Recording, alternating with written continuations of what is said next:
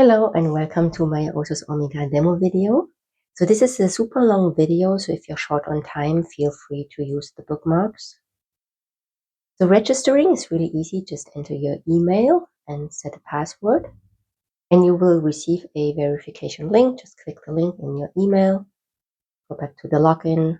So you will see the welcome screen. It's just some information. You can close it.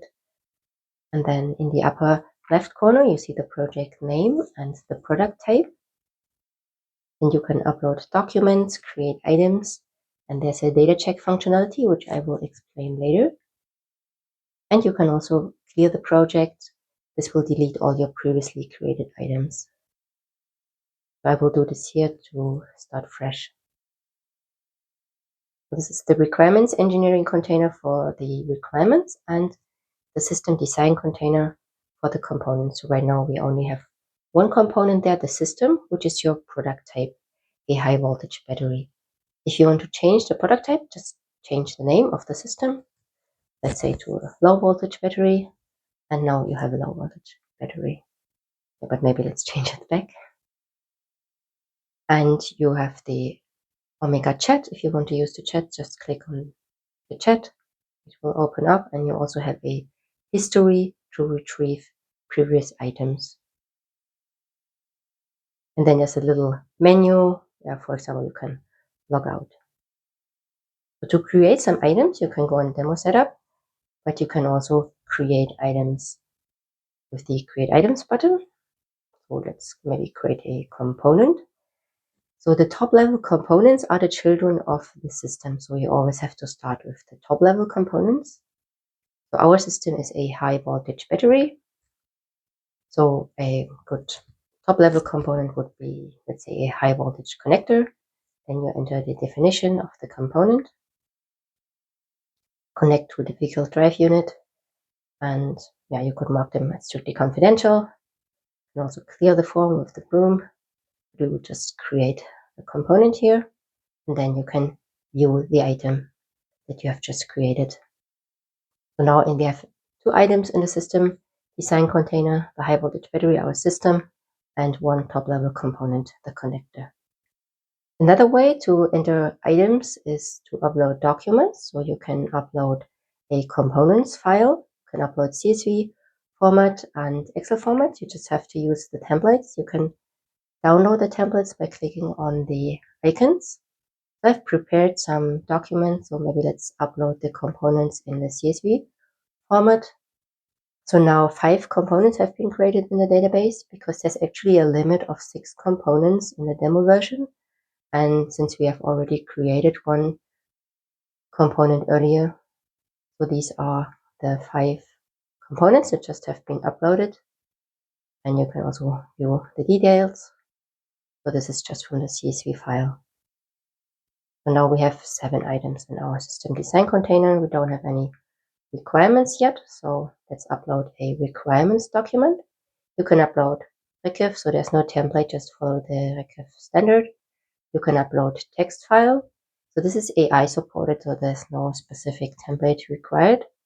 But if you want to upload CSV or Excel, you have to follow the templates. So just download the templates and also make sure that you use the requirements template for requirements and the components templates for components in order for the upload to function properly.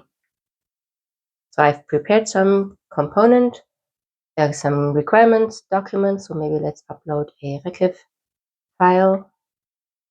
So now 3 system requirements have been created in our database. Since there are no names in the Recif file, they only have generic names. So there's a data check functionality that can create proper names for your items derived from the item definition. So just go to create names for unnamed items, just run the check. And then the names will be created, go to the new results button, and there you will find the just uploaded items, but with the new names that have been created by the AI. So now we have 3 system requirements in our container, but we don't have any component requirements yet.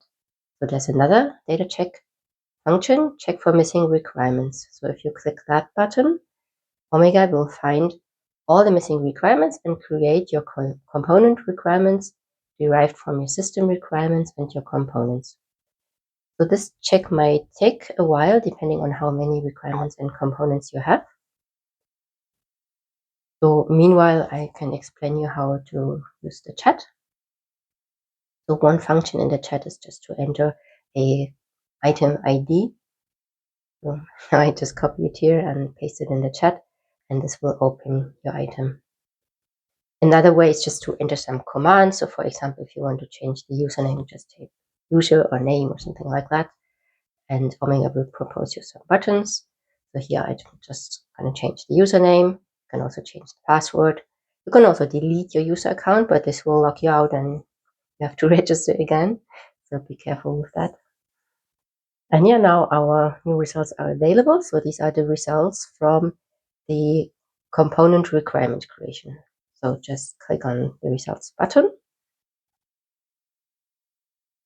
And we can see that Omega has created 8 component requirements for us. So you can view the details. So Omega has created the name and the definition. And the parents of a component requirement are the component and the system requirement. So if you want to see the parents of a specific component requirement, just go and show parents. And if you want to find your item list again of all the items that have just been created, go back to the data check history, and then there's the list of all the items that Omega has created. So now we have 11 requirements, the 3 system requirements we uploaded with the Recif, and 8 component requirements that Omega has created. And we have 6 components that we have uploaded. So you can also use the Omega chat to get some information. So just type in your request. For example, give me 3 materials for a BMS housing, and then hopefully Omega will give you some meaningful answer. Also propose some buttons to continue your research, and you can also export your data. Just go to export demo data, and this will create a PDF for you. And if you're done for the day, you can just log out. And hopefully now you want to try this demo version. It's a 30-day free trial. If you have any questions, or if you find bugs, or if you have any suggestions for future features, just contact me. And I hope you have enjoyed this demo video, and have a nice day. Bye.